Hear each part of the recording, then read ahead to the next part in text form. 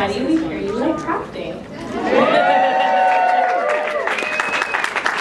So, I just want to let you all know as a public announcement that it's okay for you to knit or doodle or do your hand sewing or whatever. In this panel, we will totally understand and not think you are ignoring us.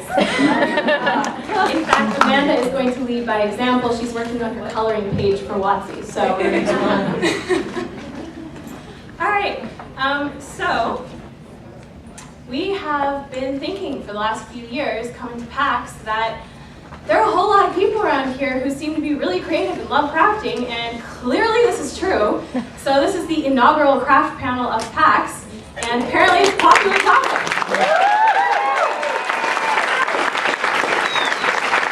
So I'm just curious, since there's never been a panel like this before at PAX, how many of you guys are already crafters? You already make stuff and do stuff? Yeah. Awesome.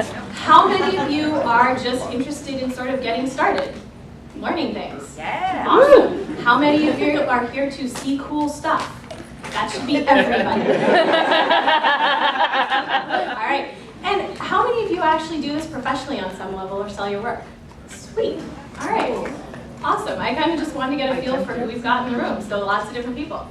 We are going to introduce ourselves, because probably don't know who most of us are, and tell you what it is that we do and why we're here and what kind of crafting we've been up to. And show you some pictures, because it would be very, very, very wrong to have a crafting panel without visuals. So, Amanda is going to start us off and tell you about her work. All right.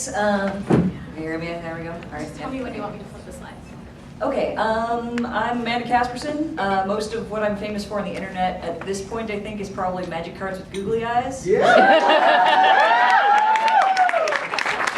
Got some fans here. I do a lot of different stuff though besides that. I obviously I like coloring. Who's doing coloring contest? Anybody? Yeah. I have also done just some visual things like this. Let's see what we've got here. The big one over here is a painting that's mostly acrylic. There's also some colored pencils in there. The one on the lower right is done with these very markers. Tropic sketch pens, man, they're awesome. Yeah. Turns out you can make things look like paintings with markers. It's cool. So none of the mess of painting, but yeah, no, it's awesome. And the one in the upper left, I ended up doing that one. I drew it with pencils and then inked it, and then I scanned it in and colored it digitally. So that's all stuff I do. I have also designed some tattoos. The one in the upper corner there is my friend Anna, who got a tattoo that I designed for her. And the one in the lower corner, that's me. I got that on my shoulder. They're both based on old Scandinavian, like Viking sort of designs. I don't know who's big into art history and like Viking art. Yeah. Good. But yeah, that's also a thing I do. And that's one of my favorites ever because it's Fireball! Fireball is also very good, yes. I couldn't put all of them on here, it would take up all the time. There will be homework for this panel. Go home and look at all of the magic cards with googly eyes. It takes a while, I made a lot. And I haven't been posting a lot lately, but I'm glad you guys all are still into it. So. And I'm wearing this shirt right now. So vote Bolas. Why vote for the lesser of two evils? You'll think it's a good idea because I can't think of any reason why it wouldn't be. Nicole Bolas told me so. Like I assume from the people who know about googly eyes, how many actual like magic people do we have in here? Who plays and what? Oh, good. I was a little worried there wouldn't be magic players in here, and I would just be like, this is a character thing. Yeah, right? So yes, the people who don't get this, like Nicol Bolas is a horrible evil villain. He's also an elder dragon, and he does mind tricks on people, so that's why it's funny. I have now explained my joke and killed him. All right, and yes, Jace hoodie. I recently made one of these for LSV for anybody who follows professional magic. Anybody? Okay, good. Couple people? All right. Yeah, so that's been going around the internet like yesterday. There's a picture of LSV looking really, really happy wearing one of these Jace hoodies. And for the non-magic people, Jace is one of the major characters in the magic universe, and he's a badass. So I'm coloring a picture of him right now. So anyway, so I think that's it for me. Yeah. Oh, one more. Oh, one more. Oh, also. Awesome. Yes. Pretty. So there is a magic card. It is called Mask of Avacyn, and there is some really pretty art for it. And I said, I can make one of those, like an actual real one. And then I did, because I felt like it.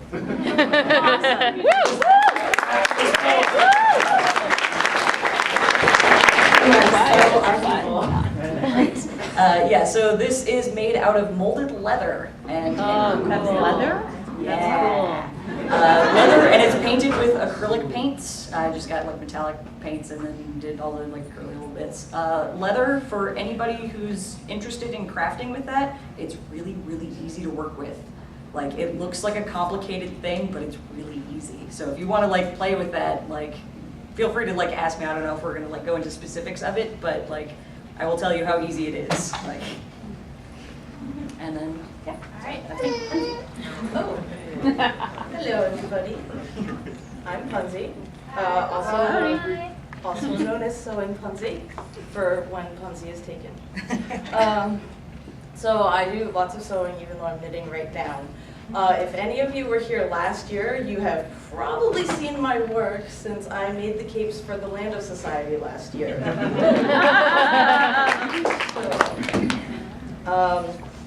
Mostly, I do pixel-related items, which I have here for physical presence. Anyone is a Pokemon fan.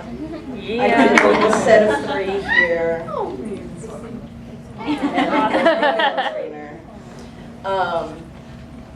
And I don't know my right from my left, so I'm sorry. But the baby with the blanket here, that is also more typical of my style of art, is Monkey Hole here. Monkey Hole, come up here. This is Monkey Hole's niece, and Monkey Hole is one of my favorite customers because I actually met him through PAX and then on the internet, and then we learned that we had met in person. So he bought this blanket from me. Oh, I left it on your chair. Oh. And he keeps coming back to buy more. So right now I have to deliver his creeper hoodie.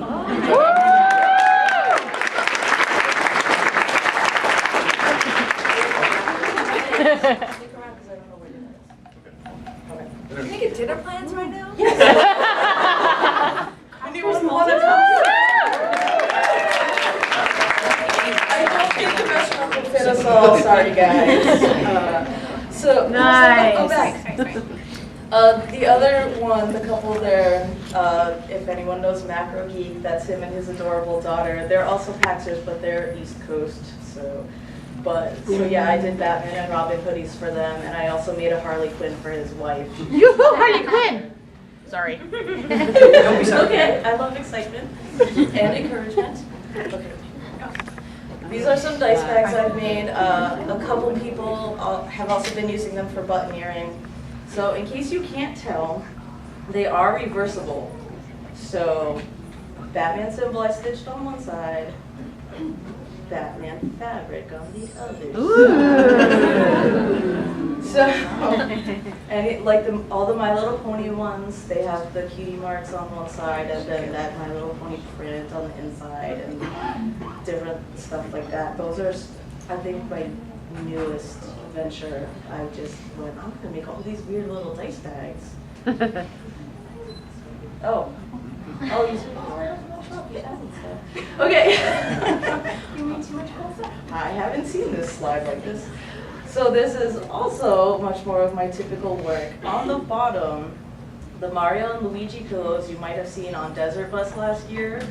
If you missed it, I was so proud. I was in tears because those 2 pillows brought in $3,750 for Desert Bus.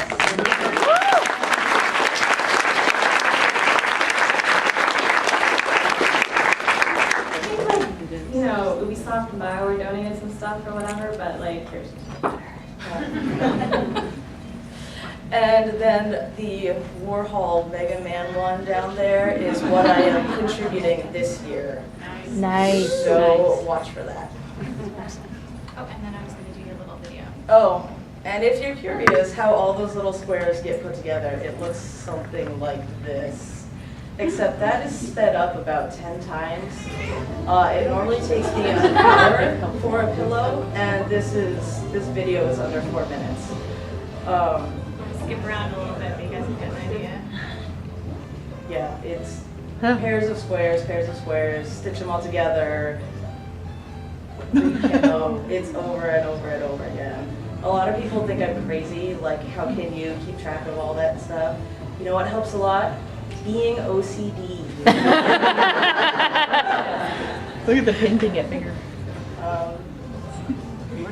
Yeah, so if any of you are professional sewers and you think I'm doing it wrong, feel free to tell me, because I just kind of went one day and was like, that's how it works, right? I think all of us just like fake our way through so much of this stuff. Yeah. Well, this works. All right, sure, it's good. Yeah, the last like minute of the video is when it gets interesting and starts actually looking like a pillow. So.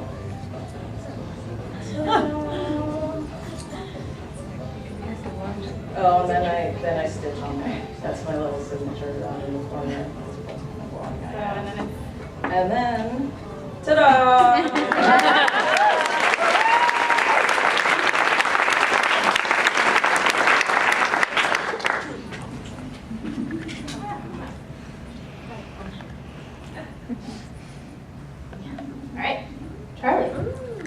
Hi, my name's Charlie Falcone, Dingo Case Modder on Facebook. I do case modding and also scratch builds. What you're seeing up there is a couple of cases. One, the AT-AT, was actually an example one of what you'll typically see of a case modder at a LAN. That was actually at PDX LAN. A little higher, you're actually seeing the insides of another typical case.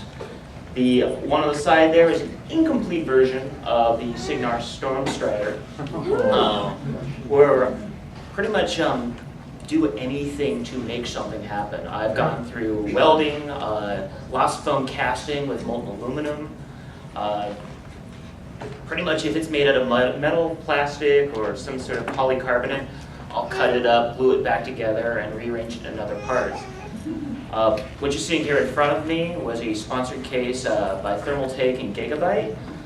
They challenged me to create a case that will fit in Thermal Take's little travel bag. So I just made something that fit all those dimensions and basically stacked it full of everything cool that case modders love. A motherboard that you can overclock, make it run faster, harder, better. Water cool everything.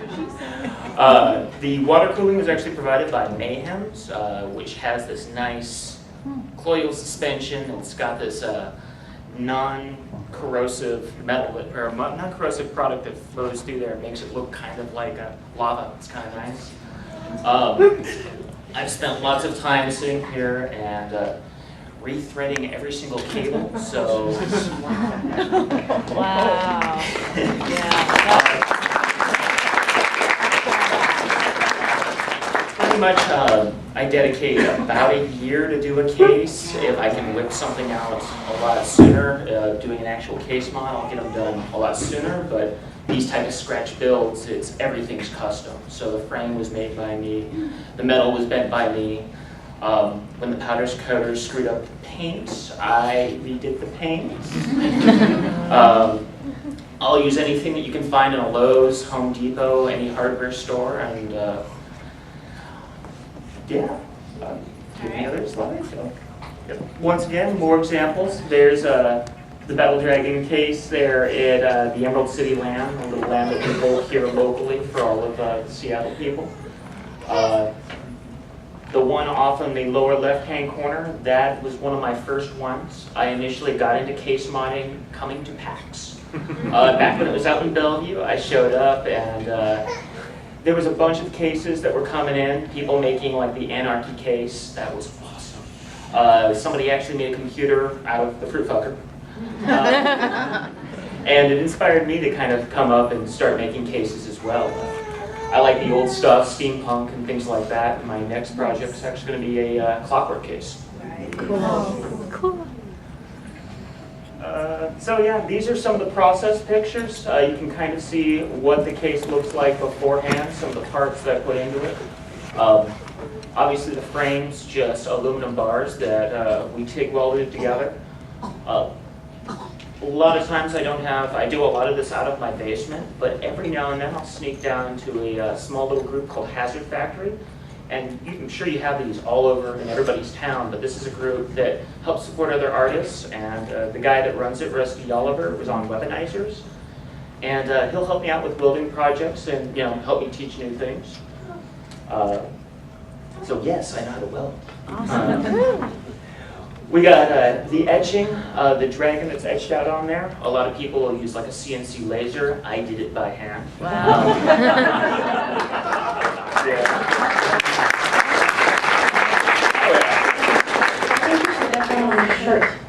The back side of the case has TTE's symbol on the back. After several failed attempts, just pretty much took a drill press, drilled a bunch of holes, and then cut it out by hand. Lots of filing. This is some of the process for the lost foam aluminum casting. And if anything makes your hobby more fun, it's fire. Yeah, pretty much Not just... when you work with fabric. Challenge. So basically what I did was just take home insulating foam, carve the shape that I wanted, packed it in a sand base there, and then poured molten aluminum right over it. The end result is pieces that you might have to do a little bit of retouching to, but it's a lot of fun. And the cool thing about this panel is our motto is actually, do try this at home. Just don't blame us when you burn down your house.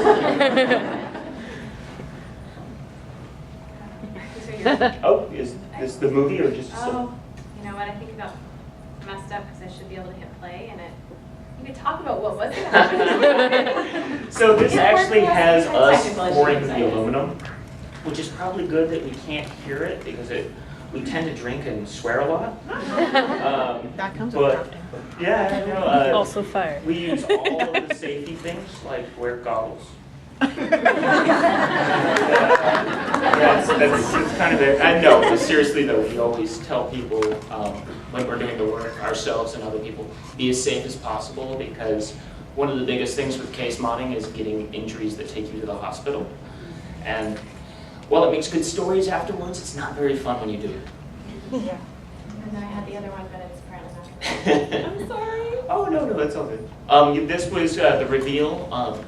It's always a big mystery. When you're pouring molten aluminum into the sand, you have no idea if it's going to turn out right, if you have to remelt that aluminum and pour it back again.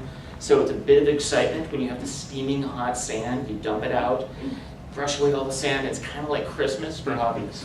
The video, because I watched it when I was making it work like it did before. And it was, like, oh man, this isn't going to work, this isn't going to work. It worked! This is so great! So it was really exciting. All right, we can share it. All right. Great. For any of you who are on deviant art, I'm also Lunar Jade Styles. This is all crocheted. These are what's known as granny squares. They're all individually crocheted and then individually assembled. The Limba was my first blanket for Desert Bus. I believe it raised $4,300. You did set the record at that time, yeah. The mushroom was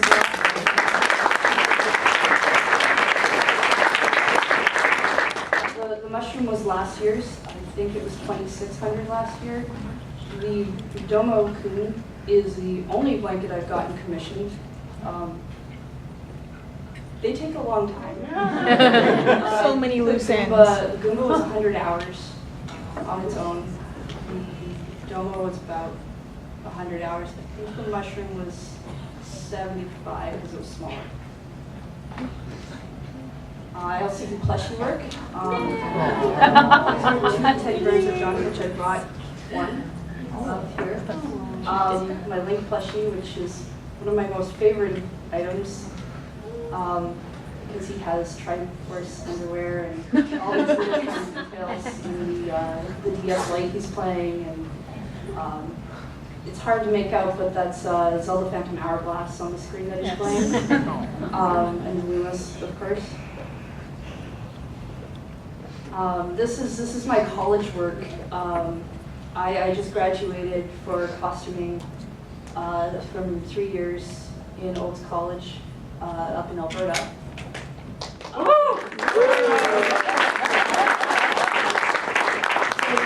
the picture on the lower left is the outside and the inside of the waistcoat.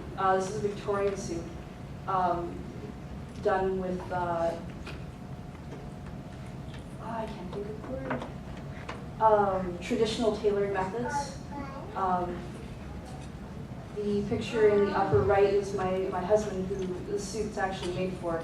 He's all the lines on it are part of the process. That gets all taken out later, and then you have the final picture in the male model wearing it. Not me though. It wasn't me in that picture. No, that's some strange man I've never met before. Love you, honey. And then we also did a Victorian dress. Oh, corsets are so I have the corset here for anyone who might want to come and look at it later. I'm not wearing it because it wasn't made for me. In this picture, she's actually wearing, what goes into this again? She's wearing a bustle, a petticoat, and the overskirt, and then the corset. And these are just the undergarments that the women had to wear in the time period. There's about another 2 to 3 layers depending on the dress that they would have worn at the time. The fun thing about the corset, and actually the entire thing, is this is all pattern drafted from scratch. Wow. And made to measure, not for this model, but for a friend of mine. And where you're stuck. The corset, because I can tell you about that. There's like 33 bones that'll have to be cut by hand. Grommets, there's about 20 of those that have to be punched in by hand and pressed in by hand, and you get a lot of blisters after a while, and it's really hard to not bleed on white couture. It's not get washed. A corset is not a washable item, really, once it's done. Oh, this one's interesting. I made this for my practicum. This is a fat suit. This was very hard because they're very lacking in tutorials on how to make someone fat without being muscly. Everyone wants to be the Incredible Hulk online. No one wants to be fat. There's some process pictures about, like, up in the upper left corner of the apex muscle and all the very gradual shaping you had to do. There's probably about 20 layers of very thin foam, all individually pad stitched in there, and it's pad stitched onto a tank top and then overlaid with some stretch skin fabric. Wow, that's amazing. Yeah. Heather probably has the most, well, Heather and Punzie may have the most patience. I don't know, that's stitching Charlie's, and we're all a little crazy. All right, and I'm Tally, and a couple of years ago, I finished getting my degree in creative writing and then was shocked and surprised to learn that I couldn't find employment. So I got real depressed and wondered what in the heck to do with all this free time that I didn't want to have, and so I started making stuff, because why not? So I started this blog. So my blog is a blog of tutorials, except today. This panel is going to stand in for this week's blog post. I've been a little busy.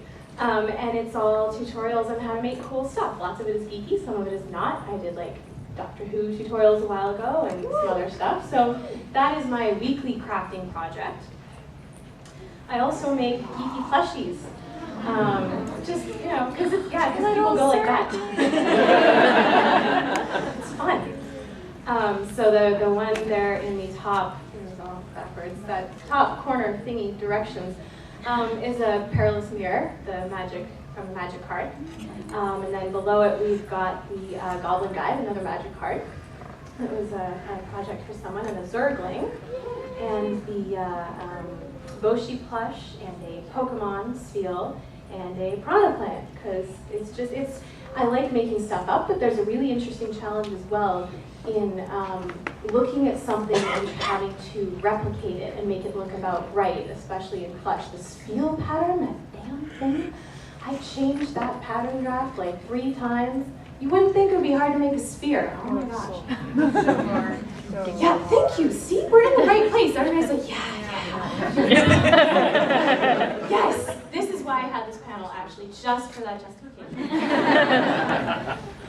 So I also make a lot of other stuff that's just my own invention. Got this dragon up here.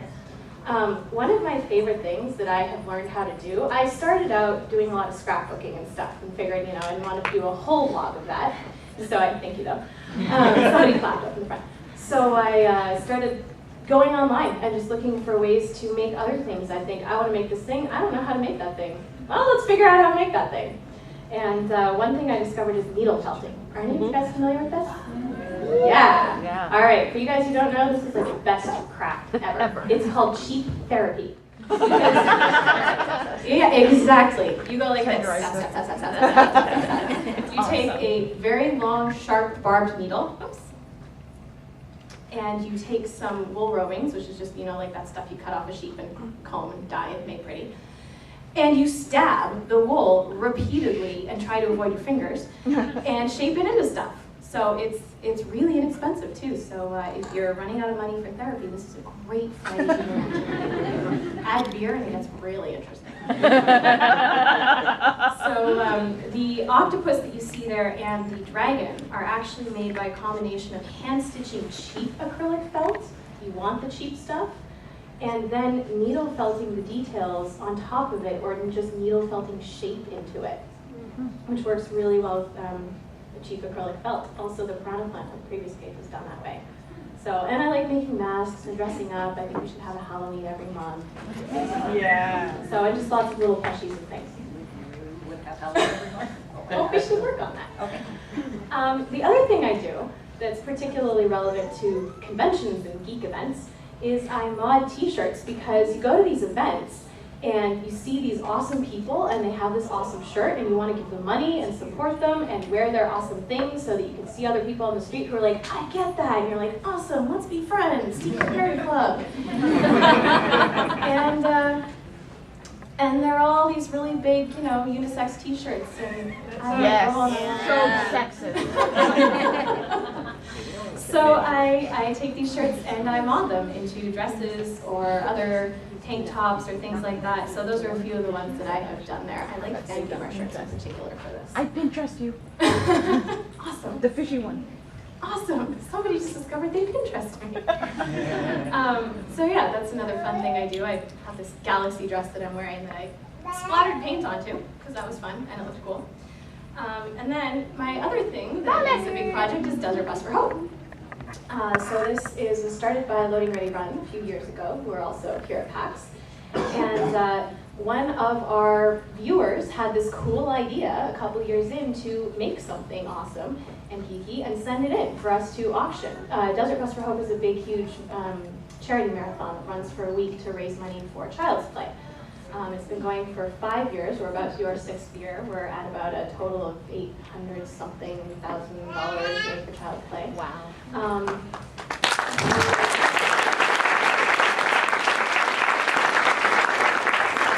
What's really cool about it is that a ton of that money basically got raised by some really creative and talented people of all different types and levels of crafting, sending us this stuff from this girl who thought, I'll do this, and then it became an official thing and got really big, and I actually run it now. It's called the Craft Along, and people make stuff and they send it in for us to auction off and make mad stacks of cash. So actually, as Heather and Punzie talked about, they have both contributed to that, making mad stacks of cash. So these are some of the things that we've had for auction, and it's really great. Obviously, it's a charity thing. I love getting to meet all these cool crafters, or talk to them at least via the internet, which is how I met some of the people in this panel, and just get to know other people who are doing cool stuff. And there's a ton of geeky stuff that comes in, obviously. So yeah, those are my big projects. And if any of you are interested, plug, there is room left in the craft along for this year should you want to contribute something. So talk to me. So that's us. We also have Ann Wheaton with us, who is going to, in a few moments, share her fun project. But first we had a random discussion topic for everybody, and that was, how many of you guys are familiar with Etsy? Yeah, is anybody not? They're like not going to admit it now. All right. It's a big, big online crafting store. How many of you know Regretsy? It's, I'll just say if you don't, go look it up when we're done this, but make sure you're not at work or in front of small children. So I'm just thinking that'd be interesting to hear from our panel the to Etsy or not to Etsy, because there's a lot of love for Etsy. There's a fair amount of hate for Etsy as well, particularly from those of us who use it frequently, and yet we still love it. So yeah, pros and cons, guys. I mean, the pro is that it's huge, right? Like, it's massive. Anybody can go on there, it's free to set up a store. Well, I have a con for you then. It's massive. That's a lot of people to work through. Yes. Yeah. How many of you guys have Etsy stores? So a fair few of you. I mean, Punzie, you do a lot of selling on there, right? That's probably my primary source of income right now, actually. I don't do any of the community side of it on their site. They have, like, what is it, Teams or something like that. I don't do any of that. All of my plugging actually comes from my personal Twitter account, where I get most of my commissions. But yeah, when I started, I didn't know what to do with my stuff. Like, I just kind of made this stuff because I could, and it was starting to pile up. So I was like, well, That's why I started my store too. I think I started in like 2006, and I was like, well, I guess I can try eBay. I don't know what else to do with it. And then I stumbled across Etsy, and I was like, yeah, okay, I'll try it. And I've been doing it since. I mean, it works. I have repeat customers on there, but I mean, I think what I've found is you can't put your stuff on there and expect it to sell. You have to market it somewhere else, some other way. I mean, have any of the rest of you guys used it at all? Not so much for me. Most of the stuff that I do with modding, modders are usually doing it for themselves. If there is stuff for sale, it's commissioned and or referral. I have a lot of modder friends that if I don't have the time to do it, I know 12 people that are more than qualified to do it for them. I have thought about starting an Etsy store for some of my stuff, but I haven't yet, and so this is actually very informational for me. Any other tips for Amanda? one thing that I came across is when I started, I just, called it Punzie, Etsy, whatever. And then once you have your store name, you can't change it. So like it and make sure you like it. But they recently said that they were changing the way that they showed sellers in stores, and so for this one time only, you could go ahead and change your store name. So I went to do it, and it turned out that someone had I call my store Rapunzel's Tower, but I'm Rapunzel. Punzie is short for Rapunzel, by the way. And so I went to sign up, to change my store name to Rapunzel's Tower, and somebody had camped that name. So apparently I'm a little more, important than I thought, because they never listed anything. I can't contact them. They just sat there and camped it so that they can get my traffic, I guess. The same thing happened on Twitter. I can't get the Rapunzel's Tower Twitter name either. I agree. You should grab some belting emails. You know what? I don't care because I'd have to just redirect people anywhere. Anyway, people know me as Punzie, so go search Punzie. And good pictures. That's the cliche Etsy thing, right? But I do have to say that I do not have a store on Etsy, but I have purchased one thing, which was D20 cufflinks for my husband that somebody there made, but I just did a Google search I might for have it. purchased something from the same person. I made a cape for someone at East, and he wanted it to past with D20s. So I went and searched for cufflinks and said, hey, by the way, can you do it like this instead? He said, Yeah, they're pretty awesome. Yeah, there are a lot of really good sellers on it. Well, and you can find anything, right? The answer when you're like, oh, does somebody make such and such is like, go get it on Etsy. Yeah, and that's exactly it. If they make something similar to what you want, definitely talk to them because they can probably work with you for what you want. People on Etsy usually want your money and your commissions. Yeah, I actually did a Google search for D20 cufflinks, and it sent me to that person's Etsy store. Yeah. Okay, they're winning. Yeah. Let's contact that person. They know how to use Etsy. Yeah. So Anne, this is Anne Weed, Yes. everybody. You might know her. She tweets a lot about her adorable dogs and sticking eyes on her adorable dogs and other things. Yes, Yeah. I do. So Anne is going to tell us about her own community crafting project, which I'm going to simplify this crafting panel right now. yeah, this is for everybody. We kind of started out with the like, look at what we do, we're awesome. But the whole point is that this is for everybody, and most of us up here don't have any kind of like proper training or anything. We just made this up, and you can do that. And you can start at any level that you want. So, have you guys heard of yarn bombing? Yes. Yeah. One of these pictures is actually from Seattle. You go and you stick yarn on stuff. People started doing it to get rid of their leftovers because that's what crafters do. Like, oh, your public will think this is pretty, so have my luggage. So Anne does something called, well, she calls it her own thing, but I bomb this thing, and Anne has her own special take on this that she's going to tell us about. Yes, I actually started Vandalize because it's vandalizing something, and it's so funny because I do this on Twitter, and a lot of people like will just say, "Oh my God, I've been reading it for months, and I just said it out loud and realized." I had that moment like 2 weeks ago. Yeah, it happens all the time. So, so this is my simple crafting. It's entertaining myself, but really it ends up entertaining other people because I always do it when I almost always do it when I'm out. So that was at San Diego Comic Con. This is actually my knife holder at home, the only thing I purchased on Geek. And then that is a trash can at the Melbourne Symphony Hall. So welcome, Australia.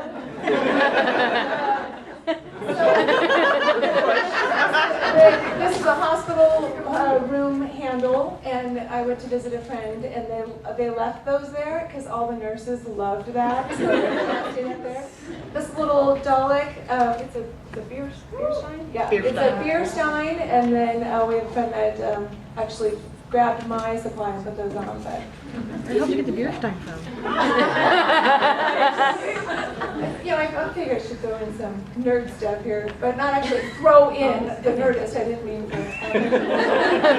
So this was I think this episode was Big Bang Theory, just Wesley Crushers.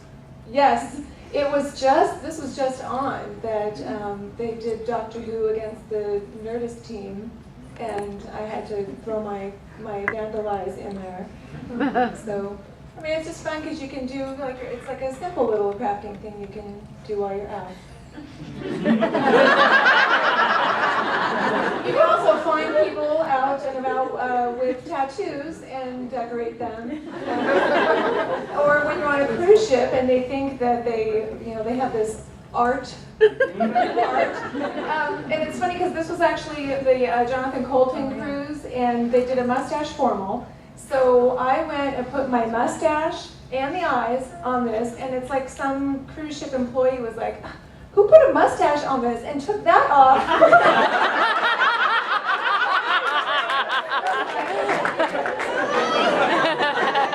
At the end of the cruise, I went and looked where I put them all over, and they were still there. That's a way better cruise now. Oh, yeah.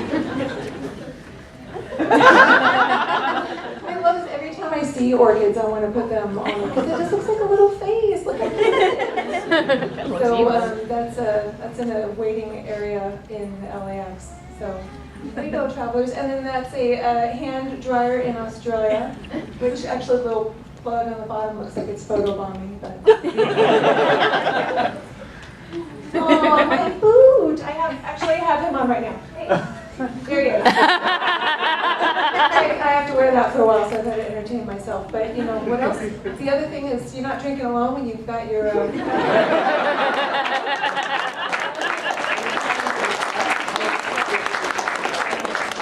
Yeah, my foot looking like that it sucks less. It's good.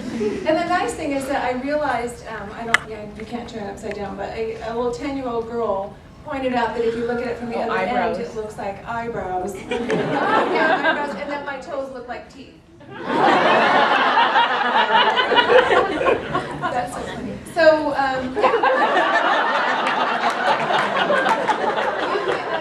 can vandalize your friends or, you know, Your husband. our burden. I love that he was willing to do this, and I was entertaining myself when I was up here for Emerald City Comic-Con, and so Will's picture is staring at himself. He had no idea that was happening.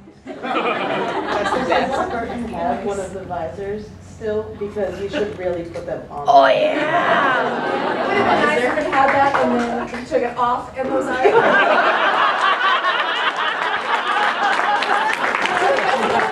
Picture, if you look to the right in the back, you can see me laughing in the middle.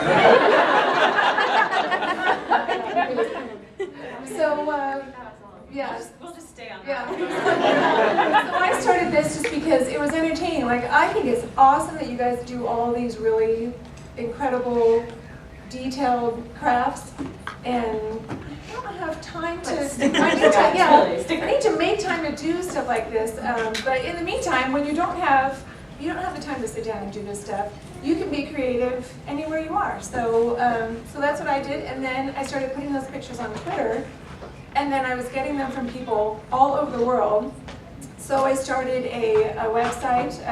Actually, my husband started a website, so I don't know how to do that stuff. And it's vandalize.net, and it's the coolest pictures. So if you submit them, and then if they're clean, I will post them. I'll get a couple that are like, what the hell? So yeah, so put those on there, and the great thing about this is it's become such a really fun, simple thing to do that Archie McPhee, which is a store out here, we've taken together to actually do a vandalized starter kit. Oh, awesome. That will have like a little emergency googly eye tin and, and bigger eyes and like all kinds of stuff. So I think that's going to happen around December. That's awesome. But I'm super excited for that because one of us, we're just spread it around everywhere. But yeah, it's my fun little entertainment. Trying to stick them on a TSA agent? I'm not on a TSA agent, but I did put my boot through security at the airport the other day, and I asked to take a picture because I'm doing it like he's Flat Stanley, like he's having his little adventures. And TSA, and Will had already gone through, and I was like, wait, I want to take a picture, is that okay? And she's like, I don't think you're allowed to take pictures in security, but she let me do it, and then Will's on the other side like, oh my God. There's a huge line waiting behind me, and I'm like, I can't figure out my phone to make that. But yeah, and then of course I always put them on an airplane, but usually on the tray where the little handle thing is, so then it looks like a nose with the eyes. I'm all about trying to make it look like a face everywhere I go. So. Waiting for somebody to stick googly eyes on their shoe is way more interesting than waiting for people to just put their damn shoes back on. Yeah. At least there was an entertainment factor. Yeah, exactly. Well, I looked back and nobody looked mad. How can you be mad at that? How big is your purse? Oh, do you want me to do that now? Well, okay, I will tell you right now then. So Archie McPhee gave me 12 of these little emergency googly eye tins. The thing that's awesome about them is they're all different sizes, they're self-adhesive, and the adhesive's pretty good. And I kept trying to think like how I could give these away. So if you reach under your seat and you have one googly eye stuck to the front, then what's awesome right now is to see it looks like the entire room just bowed.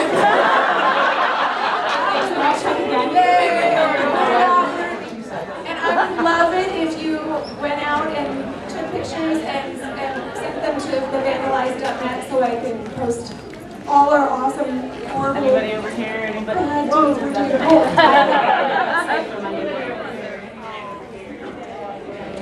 So, I know we sort of started late, so we're sort of running late. I don't know how long we'll be allowed to go, but there's a mic up here, and we thought, I mean, crafting is what we all do. Any of you guys up here can probably come and sit on the panel and talk about stuff. So if you have questions about any kind of crafting or ideas, or you want to share a project that you're really excited about or stuck on, yeah, come on up and ask.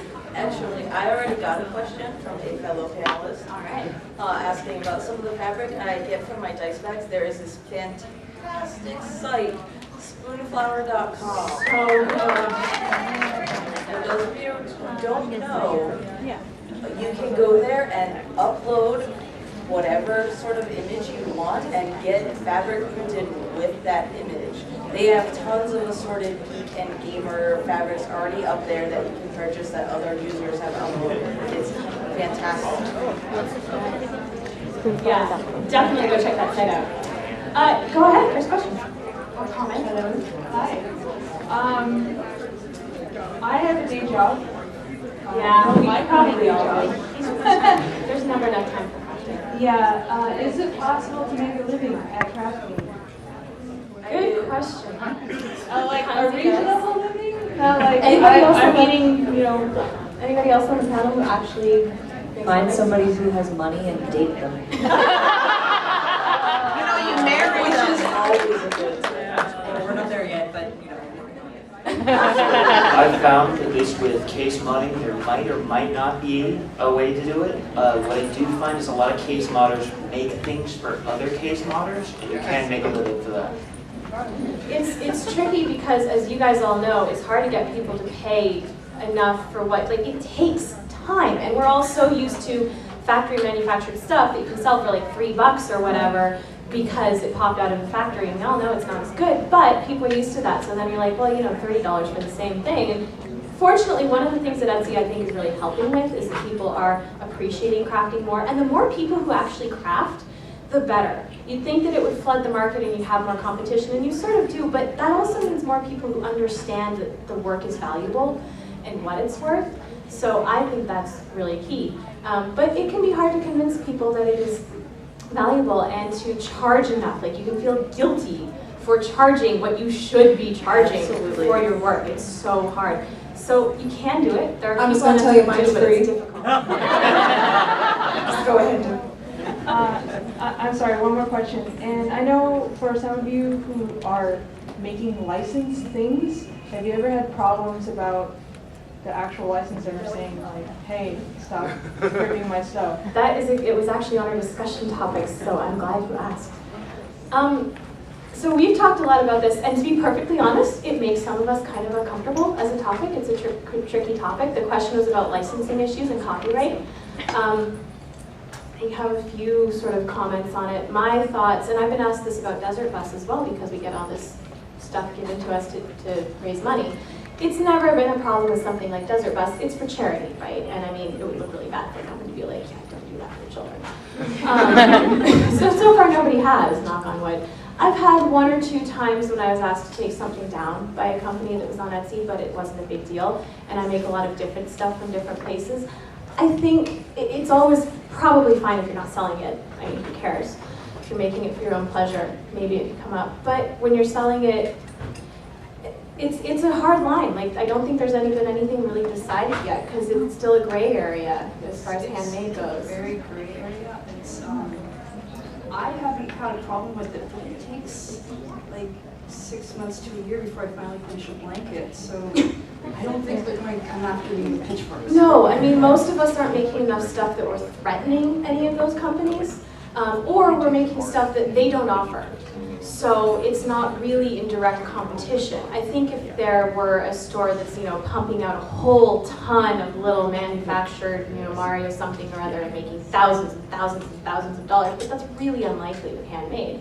So it does come up every so often that I've heard of, but mostly it's cool. And I've also had a couple companies say to me, like, well, you know, you should be doing these one-off things. We think that's awesome. It's like free PR and marketing. You love our stuff. That's so cool. So Yeah, I've seen a lot of crafters online talking about this, and it's all sort of nebulous. And The big thing is if they tell you to stop, you probably should just stop because Yes. it's licensed. and they have lawyers. Yeah, they probably have more money They've than got more lawyers than money you, than so. Crafters can But have lawyers. if you can't, get somebody to sponsor it. So yeah, there's no really easy answer to that, but it's an ongoing and really interesting discussion. Hi, next question. Just context on this question. I'm a software engineer. I write stuff for video games and video engines.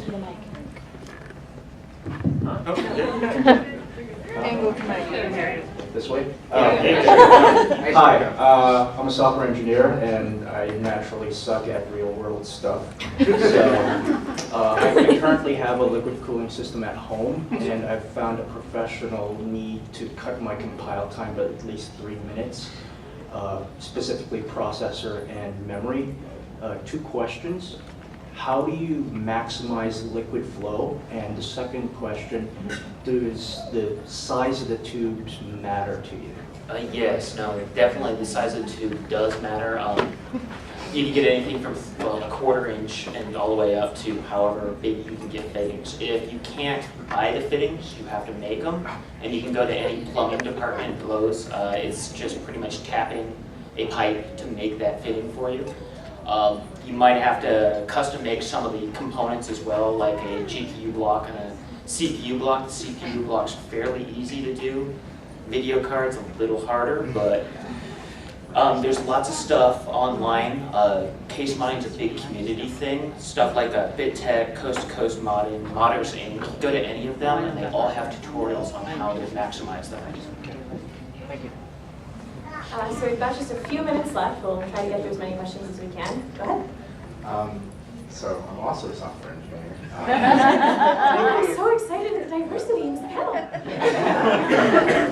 I also put together my own water cooling system by hand, and my case mod was drilling 4 holes and cutting a square in my existing case. That's how we all start. That's how we all start. And leading to my question, how much would you sell a modded case for typically? And I guess, what is the materials cost for a low-end case mod? So, I was just telling that my wife's in the crowd, so she's gonna have to plug her ears.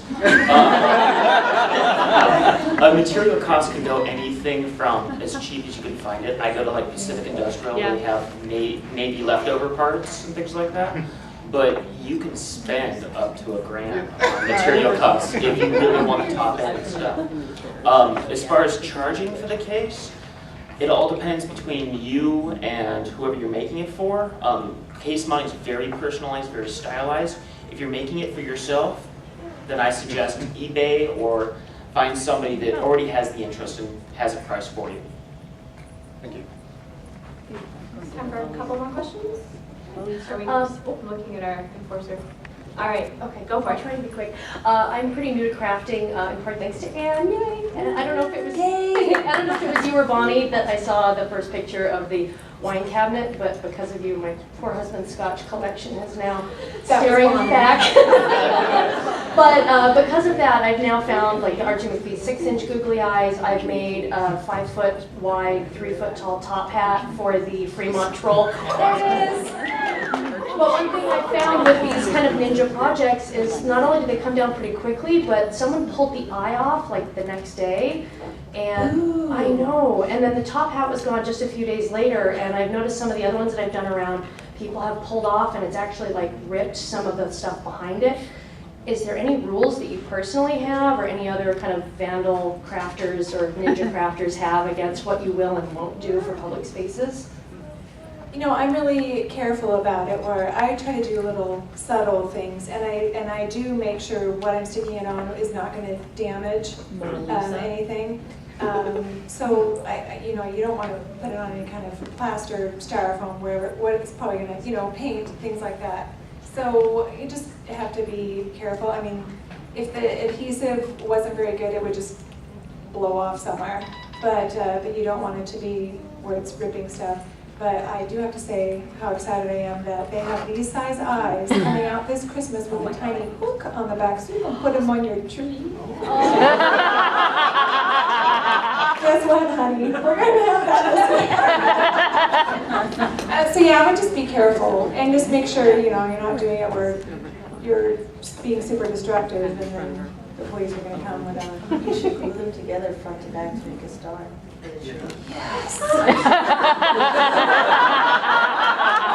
This one's kind of relevant to me too with the magic cards with googly eyes, because people ask me about this. I don't actually stick them on to the magic cards. I know. But a lot of the time, like with googly eye art, sometimes what you just want to do is put an eye on there and take a picture. And then that's your art that you have. So like for stuff that, like if you stuck something on it would damage it, like, you know, you don't want to do that. So you could just like, sometimes there's a way to set an eye on there so that you can get a cool picture. Yeah, I have done that too. I've just... No. No.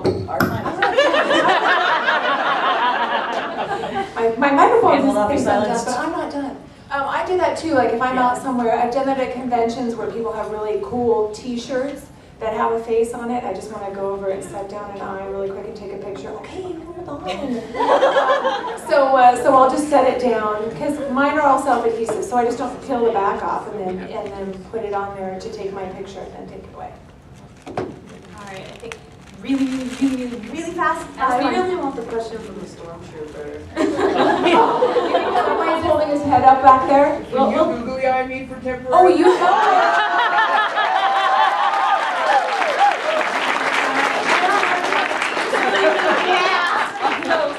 Really quickly, there is a yarn bomb happening this Tuesday in Linwood. We're yarn bombing the elephant statue. Awesome! And we're converting the yarn bomb into blankets to donate to the homeless shelter. I just started knitting and crocheting about 6 months ago. Taught myself. Apparently born to do it. I'm going to start teaching people for free once a month at the AFK Tavern. Is there an interest from the geeks that live here? Okay. Go find her. So there you go, turning vandalism of public property into charitable work. Awesome. Yeah. I'm sorry that we don't have more time. Thank you guys all so much for coming.